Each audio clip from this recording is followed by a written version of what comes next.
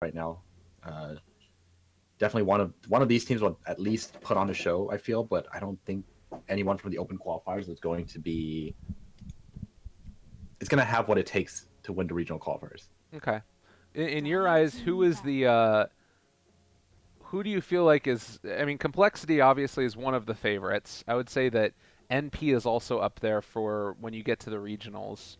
Then you've sort of got this middle ground of like Team Onyx, Team Freedom, and then maybe like Fire or Red or one of those other teams. I think that there's still like a skill gap there. But how much do you rate like an Onyx or a Freedom? I think I would rate Freedom below everyone else who was invited. This Okay. is just my opinion, obviously. And I feel like Onyx is one of the teams that is like a wild card. You honestly cannot tell what's going to happen when you're up against them. I think they have like an immense talent pool, and honestly, anything can happen with that team. They could either take all of it, or they could just show no improvement. So we'll just have to see when they end up playing. Yeah, and I remember I was talking to somebody about like Demon and the way that he played on a team just in general, and they were always saying that he accentuates whatever is the environment around him. That if there's a lot of positivity, if there's a lot of like try harding, then he'll do that. And if there's other stuff, then sometimes he'll go to that level as well. And it proved like sort of the case. Like if you think back to High Council of Wizards and Priests, that was the old team like around Frankfurt time of last year. They were kind of struggling a lot, and then he goes to SEA and he's surrounded by like a group of guys in TNC that are all incredibly hardworking. They want to try hard to win, and then he like leads them to victory and eventually success at TI. So it's sort of a similar type of thing in my eyes, where if you've got Mason, you got Bulba, Abed, Dubu, all in there that are, and they've been boot camping at the BTS house as far as I'm aware as well. Like they could show up pretty big. Yeah, definitely. That's definitely one of the teams to look out for. Anything can happen with that team, but apart from them, I think I would put NP as number one so far for the NA qualifiers. Okay. Well, we'll have to see how that goes. Are you in the Weeaboos United Team Fire game? Yes, it Okay. says the team is called Fire Dota versus Five Retard. That is the title of the match. Oh Lord. Yeah. I yeah. I won't comment on that. I don't know how I feel about a team with that kind of name. That's like my kind of naming sense. It never goes well. I think that we all make choices when we're 12 years old. That No, I'm just kidding. I think that there is something to be said though that like when you make a screen name for yourself on the internet when you're at a younger age, and then you end up like coming back and looking at it later, there's that sort of inherent, your whole body tenses up in the cringe of it. I embrace it. You I'm embrace just it. like, you know what, this is me. Whatever. I remember all of my usernames. Yeah. Yeah. Do you have any Like choice ones that you when I could was list now? 8, I remember my username was something like crazy AZN boy or something. I think I played against you. Yeah, definitely. It's been 20 years, give me some slack. Okay, I'm with And you. my second username was local hot dog. Hmm. Yeah, there's a story behind that, but we'll save that for another time. Yeah, story time. We can do that later, maybe at the hub. Yeah, for sure. I had ebag, which is Gabe backwards, Okay. ebag, and then various forms of ebag. That's actually not that bad compared Right? to a crazy AZN boy. Yeah. A couple other ones. And then there's the real bad one, which wasn't even when I was young. It was like 2 years ago when I chose lyrical gangster as my tag in game for Dota because of a psych episode that I watched, and then I That's started. not even that bad. It's pretty bad. It's pretty bad, and then I had to change it to lyrical because. I mean, lyrical gangster at least sounds cool. Eh, does it though? Like, does It's it? not bad. It's not terrible. That's fair enough. I don't know. I think I'm biased because I just keep thinking back to my names, and I feel like there's nothing that can top this. This is like the absolute worst thing you can think of. I like The only way Aosin. you can make it worse is if you had like, XX underscore in the front and back of it. Yeah, and then 69 somewhere in the middle. Yeah, it's the only way you can make it worse. Yeah. Well, Aosin's good though. I like Aosin as the name. No, thank you. It's nice and simple. Yeah, where did that come from, by the way? I'm sure you've been asked this many times. Uh, so I actually just straight up took this name from a friend of mine when I played WoW when I was 12, You're a thief. and I am a You name thief, brigand. My goodness. and his name was Eosin, and I was like, this name sounds really cool, so I googled it, and I was like, oh, it's a chemistry thing. It's a red dye, and I was like, oh, red's my favorite Oh, color. This is pretty cool. So I'm like, all right, well, Eosin it is, and that's that's it. great. I love that. That's actually that's a good story. Most stories suck. That's a great one. Oh, thank you. Chemistry. By the way, Scrooge McDuck. I feel like I've seen this name before. Am I wrong in that? Like not from the cartoon, but like in high I level have pubs. no idea. And his name is Scourge McDuck, not Oh, that's a good Scrooge point. McDuck. Fair enough. I feel like I've seen that. And Dano. Who is this team? I'm gonna look it up right now in the qualifiers. I have to be able to search their profiles in order to tell. And I can't do that in the picking phase, so I have to wait till the game starts. I'm gonna look up the Faceit page. So SMD Dota, Dano Noobs Pliz, ZZ Apple Pie, Nikki 13OI, and Samoa. I don't recognize any of those. Um, although it does look like they're ranked players on Faceit. What does that even mean? Rank players on Faceit? Like they take part in other events on Yeah. Faceit? So No, they that's not a good sign. the NA Points Cup, the G2A.com Dota Pit League Season 4.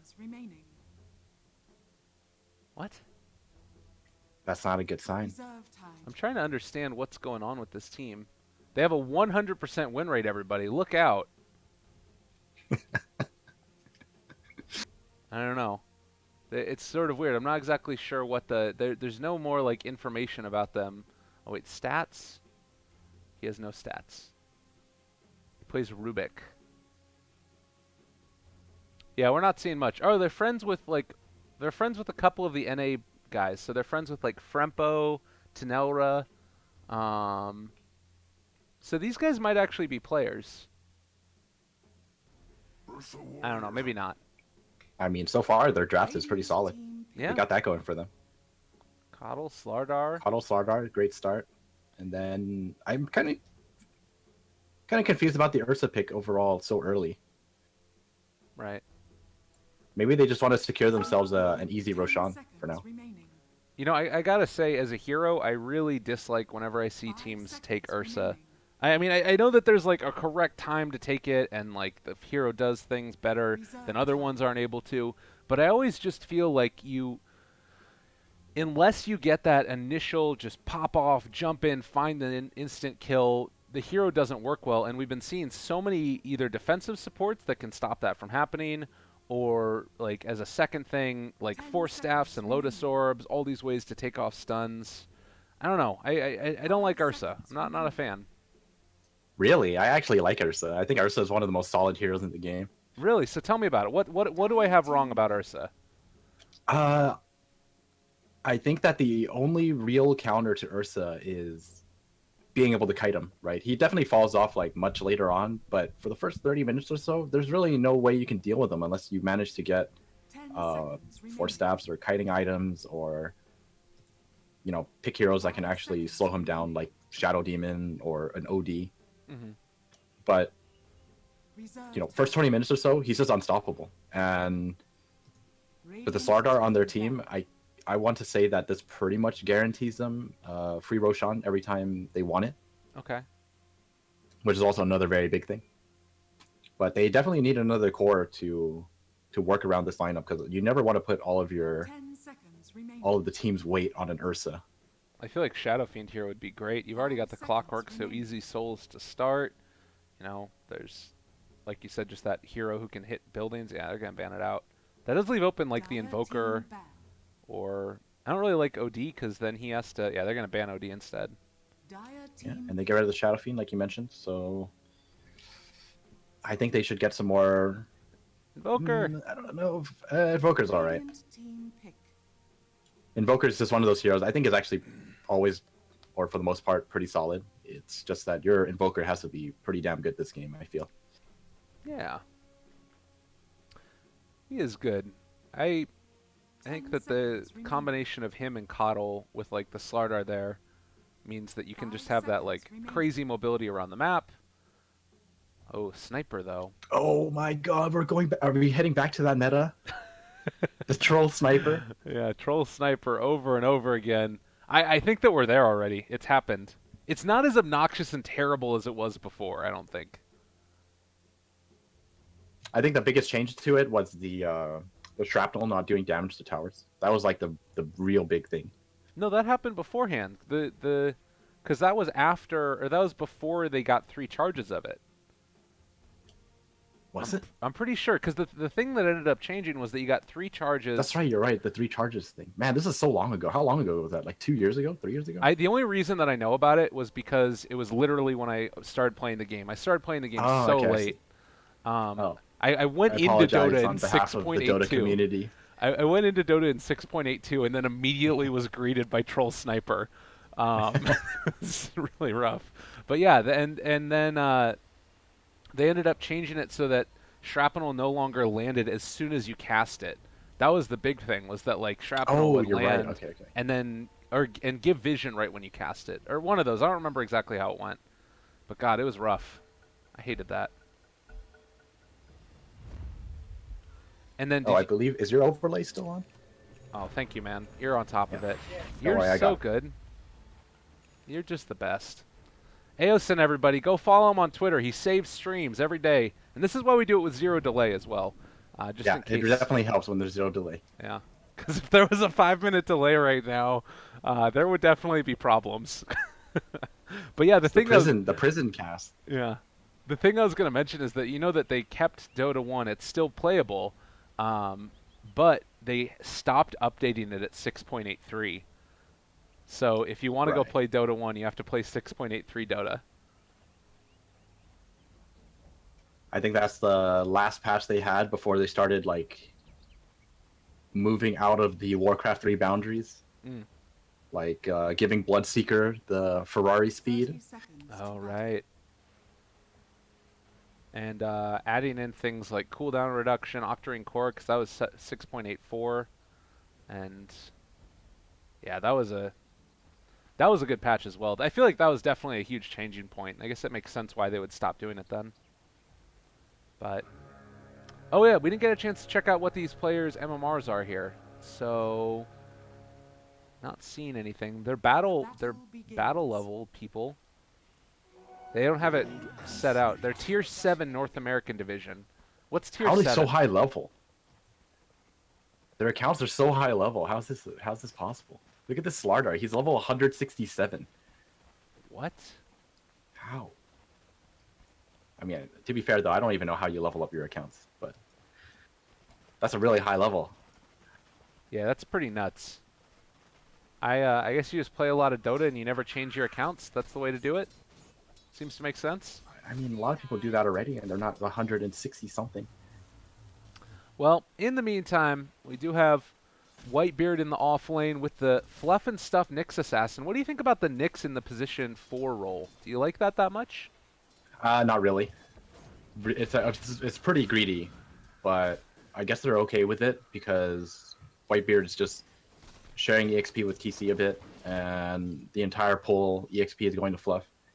They just have to make like the most of these stacks. Right. It's like the only way he's gonna get enough.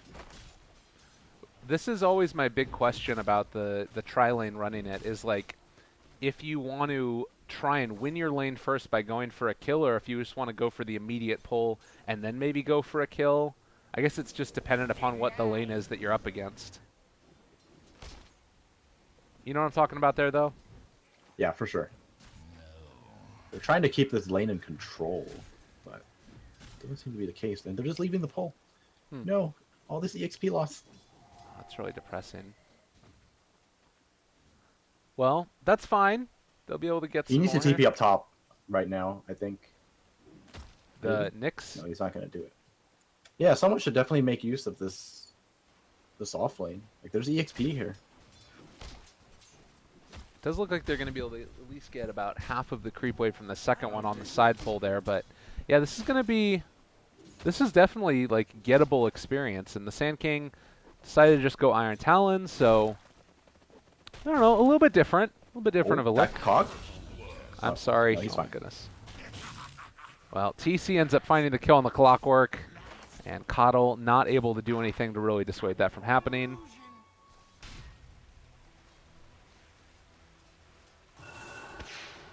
And in the Mid lane meantime, Crush, gets Brink, fresh. in trouble. That was the Invis. They get the Oh, Impale maybe coming out turn from this. Puff and stuff. They want to turn. Oh, A is going to drop. Nicely done in the, well, salve as well to keep him alive. Rink is getting spam ping. Oh, it's because they are asking him to shrine. He seems to be okay without needing it. Yeah. But it definitely feels like they're not sort of like completely taking the full advantage of the map. It's working out for them because they're winning the lane so hard. Like, do you think that this is it's dangerous to give Ursa this much space this early? I don't think they really have a choice, simply because there's not really any combination of heroes they can put up there to stop him. Because they have a Warlock and a Nyx Assassin. This is like incredibly greedy. Both of these supports need levels. So they're gonna have to just give up the safe lane, or the off lane, and let the Ursa do whatever he wants. And in exchange, both of these supports are gonna be able to stop him once they get levels up. I think upheaval on Warlock is like really strong this game, because he can pretty much single-handedly shut down an Ursa if he catches him long enough before the BKB. That's really tough. It does look like they're going to try and go for a wraparound here and see if they can kill off the Coddle. With Nyx in the area, does have like the Spike Carapace that he could use if there's like an Illuminate that's being channeled or something, set it up. And then Impale, obviously, plus the DOT. But they're taking a moment. They want to think about the options. Do they have vision of all of this happening? They have eyes on the Nyx. They don't know where the Warlock is, and they do see the Troll. If he hits the stun, Coddle is dead. If he doesn't, Coddle walks away free, I believe. It depends on how well he can body block with the after the Troll slows him with the range axes. Mm-hmm. But it also depends on Clockwork's cog positioning. But I think he's too far right. I don't think he can stop this. I say the likelihood of Coddle dying is about 80%. It's a random number. All right, let's see it. Running off to the side. Cogs, they end up hitting him, but, well, Shadow Word is actually still going to be doing the damage because they ended up getting them mixed up with the Fatal Bonds there. That was a pretty good play by Whitebeard. All right, good thing they got the kill. Otherwise, I would look really stupid after throwing out an 80%. I mean, that's 20% chance that it happens, right? I covered my options. Definitely. In the meantime, you have Slardar, similar in terms of that, very, not necessarily greedy, but more greedy position 4 hero. And he's been able to get a decent chunk for himself as well, already level 3. But it feels like this might be the time when you possibly shrine up for the Sand King, go back into lane. You've got level 4. Can probably stand here on your own, right? Yeah, I think so. He's level 5 already. Yeah, I think he's more than capable. Maximum efficiency from Brax. Shrine, stun. Oh, I love to Full see mod. that. Almost. That's great. Super value. And Caustic to finish. Boom. And now he can come back in lane in time for Scourge McDuck to... I'm sure I've seen that name before. Maybe it's just a popular one that people have taken. Not sure. But in any case, he's going to do a decent chunk of damage to him here, and it's going to be slowed as well after the fact. Ursa needs to be careful. He can't go into lane really anymore with that Burrow Strike available. Slardar. Just constantly stuns over and over again. But yeah, that was kind of surprising how he just took so much damage from the tower. Could have saved the salve. Yeah. Well, we're about 5 minutes in. It looks like, with the exception of the Ursa, Radiant is pretty much dominating CS. How worried would you be at this point if you're the Dire team? Not too worried right now, simply because the supports aren't exactly leveled. I think that's the biggest thing to keep an eye out for. It's the supports getting leveled. The supports of the Radiant getting leveled, you mean? Yeah, for the Radiant. Okay. As long as they know that Nyx is not gonna be 6 anytime soon, and that Warlock isn't gonna be 6 anytime soon, they should still feel pretty safe. Fluff is just playing babysitter right now. Not a role that, I mean, it's a role that he's comfortable in because he tends to play that way, I think. But it's not necessarily the hero that we most often see it on. And he might be able to soak up some experience here in the top lane now, but he kind of definitely needs to find a way to get himself some more farm. Yeah, I think this is the time where they start prioritizing giving at least one of the supports some EXP. They really need it. Oh, Fluff. He's going in. Did he avoid that? Oh, he's trying to drop a ward. Yeah. The other classic for him. Bottom lane, a DD'd Slardar trying to find the angle. Burrowster not quite there for Brax. Would have been a pretty cool opening. But he's actually going for the long wraparound. Trying to see if he can find the Invoker. And if Invoker steps too far up there, they're moving forward, trying to get him. Impale, a little bit off the mark and did not have reveal in any fashion anyways. He would have been fine anyways. They don't have any detection. Yeah. And he actually commits to the Ghost Walk. But damage has been dealt. He's kind of slowed down in his farm. He's actually going around, trying to get a kill with his Slardar. Oh, this would be great. Sand King is there. They don't spot him, though, so they won't be able to get that one. Sniper might be the bigger prize, and he is completely left alone. Sunstrike, follow-up. There's the kill. Easy peasy. That was a really interesting wraparound. Oh, the all chat's coming out, too. Damn. It's hard to tell. I think that's, you don't really know what the intention is behind people's words with that type of stuff, but if it's real saltiness, if they're upset, if it's all fine and dandy. I tend to default to everybody's happy, but maybe it's not necessarily the case.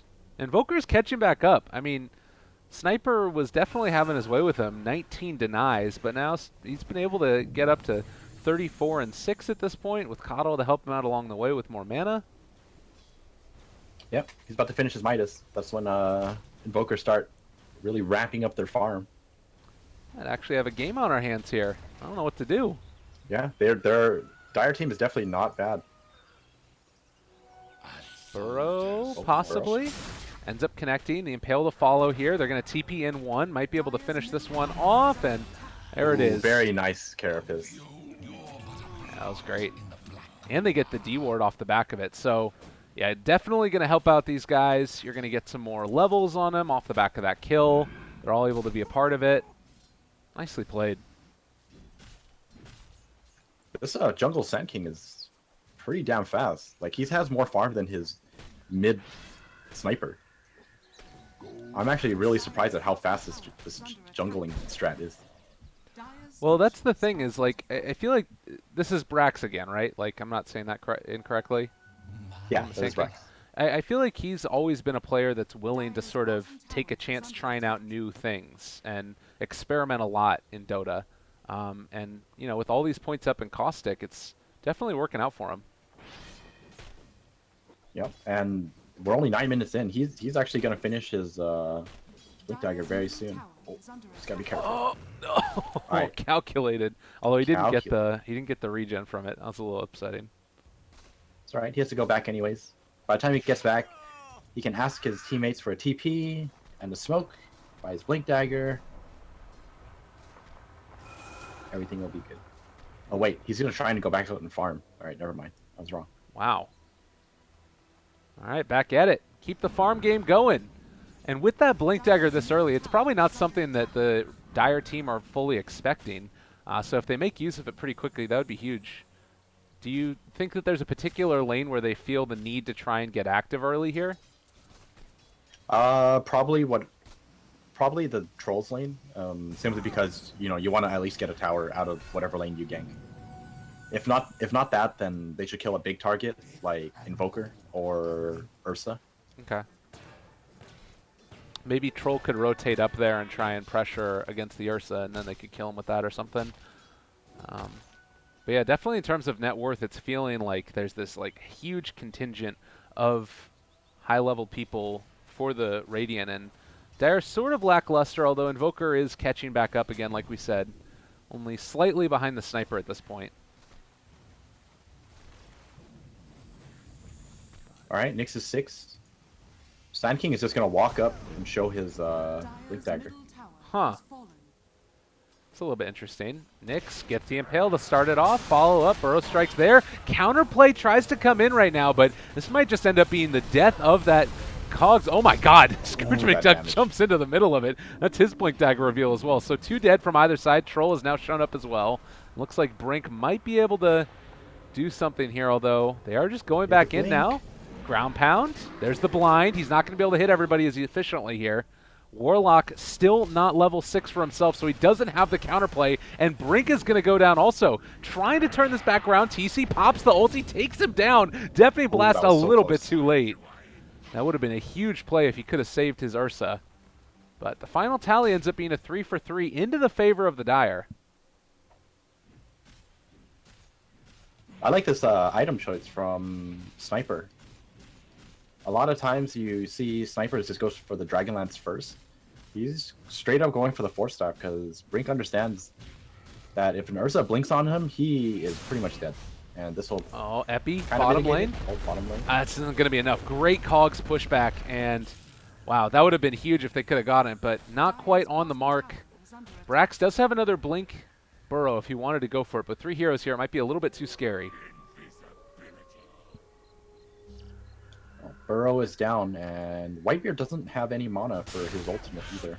Just barely off the mark. They cancel the Assassinate as well. An XD from Dano. All right, this team is feeling pretty good about their chances right now.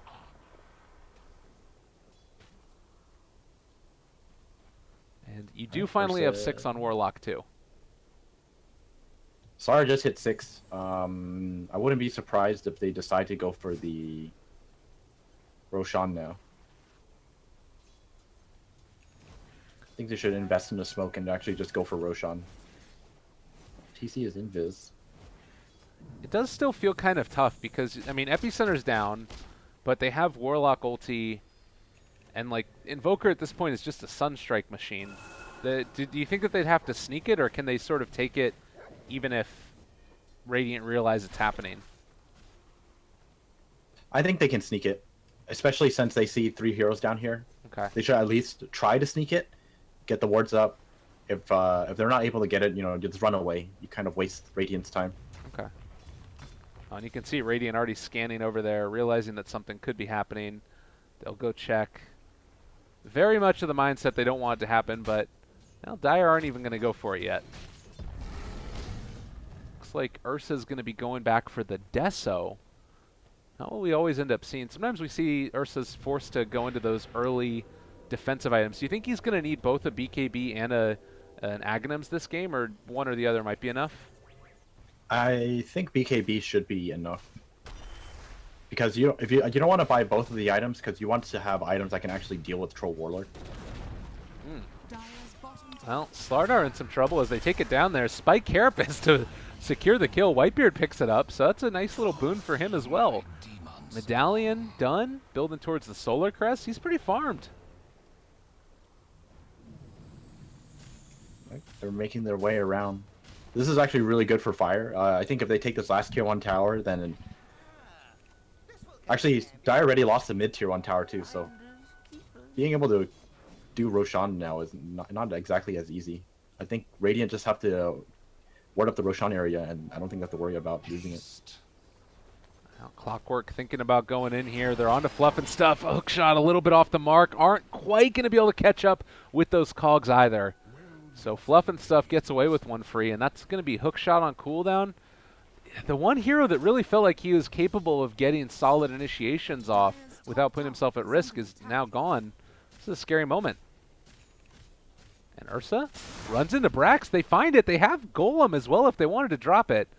But yeah, Scourge McDuck ends up backing out of there. Yeah, since he still has his ulti, they're definitely not going to go for it. It's a very, very low chance they kill him. Actually, it's not even a low chance. I think it's impossible. Okay. Fluff and Stuff just stalking. He could go for the courier snipe here. He's gonna carapace this. Oh my god. What a play. It's taking so Oh, long. he took it too long. It took so long. Oh, They're he still does going hit to the be able to stun, find though. it, though. This should Maybe the blinding maybe... lighted. That hurts. Sunstrike trying to turn it on to Fluff, not able to find it. They jump in now with the Ursa. Oh, it's so frustrating, and they will end up losing Fluff there. Yeah, a little bit of a underestimating how many points he had up in the Illuminate, I guess. Yeah, that was really unfortunate. The play was there, but a little too early. I still feel like this game is going great for the Radiant here. 4,000 net worth lead. It's into the favor of the Dire in terms of experience. But as the game goes on, these heroes do scale well into the late game for the Radiant as well. Yeah, definitely. We're looking at a sniper troll lineup, so they have pretty damn good late game. And if you look at the Dire, this is really reliant on the Ursa to somewhat carry the early phase of the game and just make it easier for everyone else in the late game. But right now, they're not exactly accomplishing too much. But Invoker at least is pretty farm.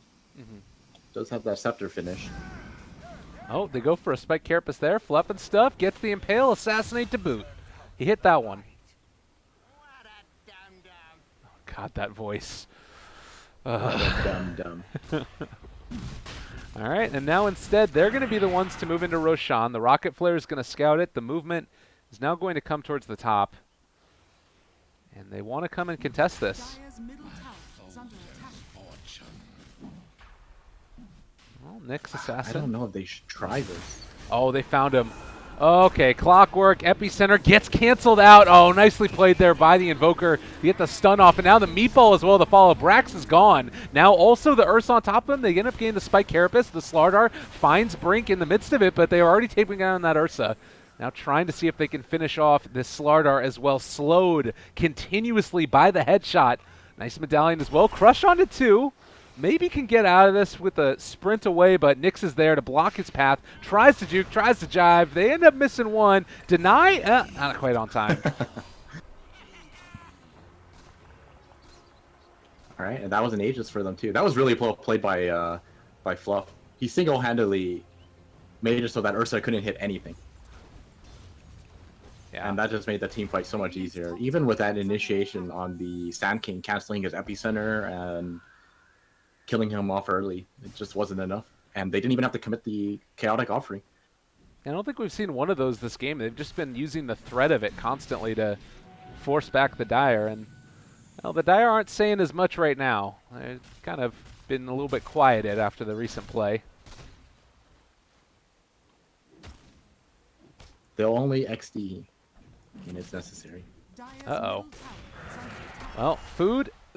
Almost gone. Trying to get into range. Switch to range form. There it is. Nice kill. And maybe also going to be able to do a little something to Slardar there if he's not careful. The Assassinates have been on point. I like this combination that we've seen time and again. Just get that vision onto one and then set up for the kill. Dire's middle tower is under attack. Now the frustrating loss of life of your tower. Yeah, since CC has the Aegis, they just can't fight into this yet. Dire's middle tower has fallen. Slardar doesn't have a blink. Ursa only has his blink dagger. He doesn't even have his Deso yet. I think he just finished it. Yeah, he just finished it. They would probably have to wait for an Ursa to finish the BKB until they decide to fight. Well, and this is what you were mentioning too about like their heavy single target not having the team fight there. Like Invoker only has the 2 points in Wex right now too. Yeah. And this kind of just allows Fire to run down every single tower. Dire's top tower has Well, fallen. we'll have to see if they can get something together. Fluff and stuff in the meantime has been able to build himself into a blink dagger. And if they're able to get on top of one, okay, misses a kill there as the Coddle ends up going down the mid lane. I mean, if they're able to find one and sort of get that initial pick, things could look a little bit better, but it's not looking great. Dire's structures are fortified. And they're going uphill, Radiant's bottom just tower is under attack. forcing them all back. Oh, that's a Tornado? pretty decent tornado. Ice Fluff wall might be as dead well. here. Well, they're able to turn it back around. The Impale connects, and if they wanted to jump onto that Invoker, it could have been the time. The Shrine's still there. Oh man, TC does so much damage once he gets those stacks up. Dire's top tower And is they're just going to back out after that one. Can go and get the shrines even if they want to. I mean, Clockwork Initiation could come out with the hook, but it does not feel like there's enough follow-up there. Particularly without a mobility item for Invoker. The problem right now is that even if they manage to jump in, this Warlock is just like, you know, the threat. Epi, onto Oh, two. they're going in, and they still have the rock. If the rock Keep comes it there. down, A huge combo. They come out. There's fatal bonds on all of them. Scrooge McDuck is still alive for the moment, able to enrage and try and stay alive there, but it's not going to end up working out. Killing spree for Brink. 3 are already gone. And now it's time to go back in. Sunstrike, just a little bit off the mark there as well. This is going to be some racks, probably. But this is pretty much the problem that Dire are having right now, is that even if Clockwork initiates for his team, the rest of the team have to run in to help him, and that just means a free chaotic offering, and I don't think they have what it takes to fight into that right now. Yeah. Ice Killing off Wall. Wiper would be big if they can kill him. No, they didn't. It's again, those like Ice Walls have just been a little bit off the mark. There's a good mana leak here. Stunned for the moment. Burrow Strike to turn on to My Name is Jeff. He does have cogs he can pop if he needs to, but well, Still holding has off for that the moment. Aegis. Hook shot, a little bit questionable as well. They're starting to die in that the golem. shrapnel. Oh god, and the Burrow Strike through as well. The golem, the shrapnel, double kill for Whitebeard. That's no buyback for Clockwork. that The Nyx. Spike Carapace as well. They take down one. Maybe going to be able to get another. Yeah, it's just all gone wrong here. Deafening Blast, EMP. Sunstrike. Ugh. Well, that should do it, potentially. Playing Coddle against the Nyx is pretty annoying to deal with. He just stands in front of your Illuminate and carapaces it. Nothing you can do. Yeah. Is that the answer? Have we found the answer to Coddle in the pro games? This was like the counter people used back in TI2. Uh-huh. I think it was like IG versus Navi in the grand finals. IG like always picked Coddle as, I don't know, first 2 picks, and Nyx was like one of the newer heroes I got introduced in Dota 2 at the time, and it was like the first time it was seen in pro games. Oh, Blink Nice stun. Impale. Nyx too. Doesn't quite get that. Spike Carapace, they pull him back in. Hookshot's going to connect. Actually pushes back the Warlock as well. No chaotic offering for 30 seconds. Brink is here. Going to get the increased movement speed. Needs to Shadow Blade out of there, lest he end up dropping. Continues to pot shot him, but now they got the amp damage on him. They're going to need to retreat. Yeah, they don't want to take the fight without chaotic offering. That was pretty good for our Dire. I mean, they didn't lose anyone. They managed to draw out a BKB from Troll, so that was his first 10-second BKB. But it looks like, okay, Radiant gonna go back in because Chaotic Offering is up. And they're smoking through. They realize now that there were some wards placed down, they're going to be able to, well, I thought get the D ward, but they're not using it. So maybe they didn't see him? I don't know. That was weird. Oh, Chaotic Offering gets dropped. All right, on to 3. No follow-up, though. Possibly. Oh my god, this is going to be so much damage. The Impale connects onto 2. That's already 2 gone. Now looking for more. My name is Jeff. Clockwork manning up against the Sand King. He's able to walk away. Burrow Strike to turn it. They find that kill. Sunstrike again is not going to hit. 3 are dead. Yeah, that's rough. I'll take your tribute. Kind of surprised they didn't coordinate like a bigger opening from Team Fire. Because they opened up with like a great Chaotic Offering. I thought they had the high ground ward to see everything. Thought they would have like just jumped in with the epicenter. Yeah, but not willing to go for it, I guess. Well, that's another tier 2 down, and at any point in time they could probably look for high ground. And it's looking like Fire is going to continue to dominate through these qualifiers. I want to look real quickly at the, I actually can't find it right now. Face it. I want to look at what the current round is, because we only go up to the round of 32 today. Which is a nice little piece of this as well. Let's see, CIS, Europe, North America number 2. Brackets. I don't know, would you be surprised if these teams didn't end up qualifying? Or if the Team Fire didn't end up qualifying?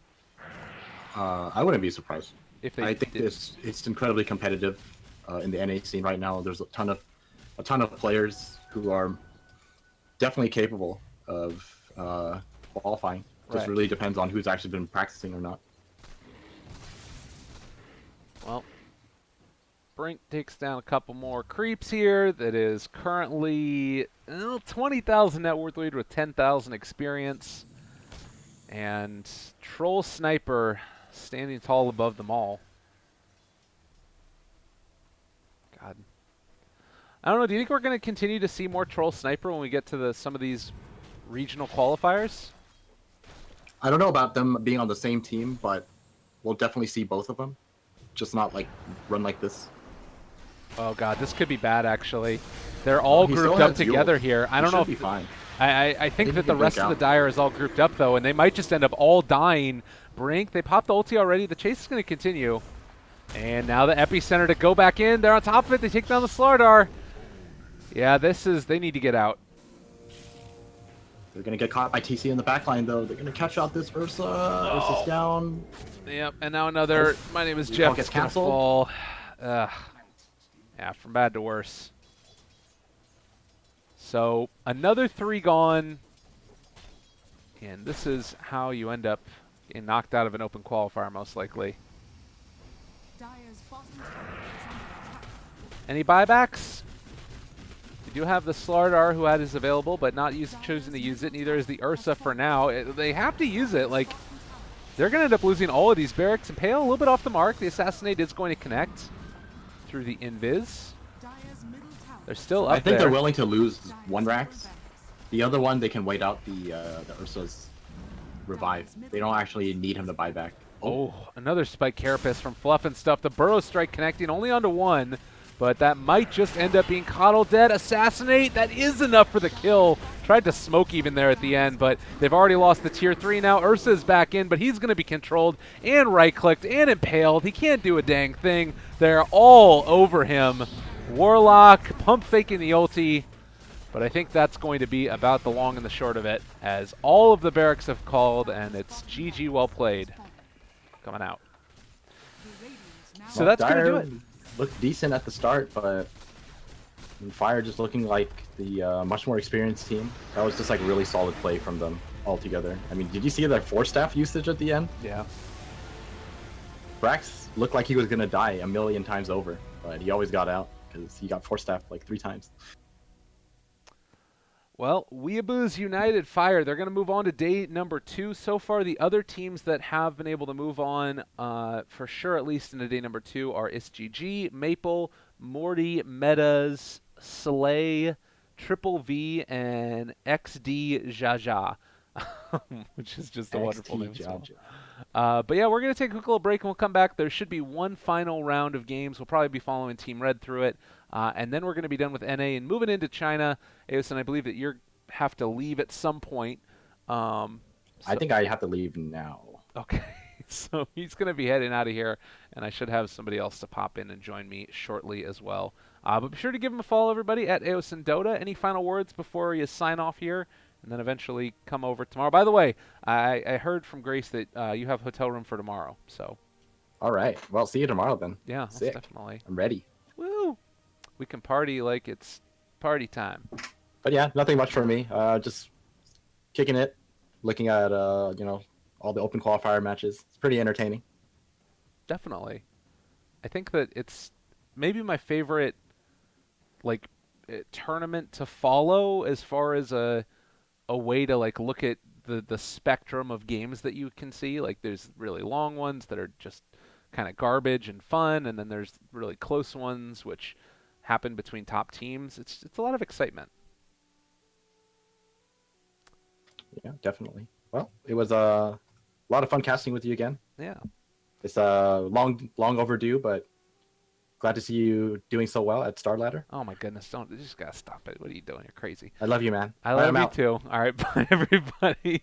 Sure to follow at Aosin Dota, and we will be back in just a little bit with the last of the NA Open qualifiers. See y'all in a bit.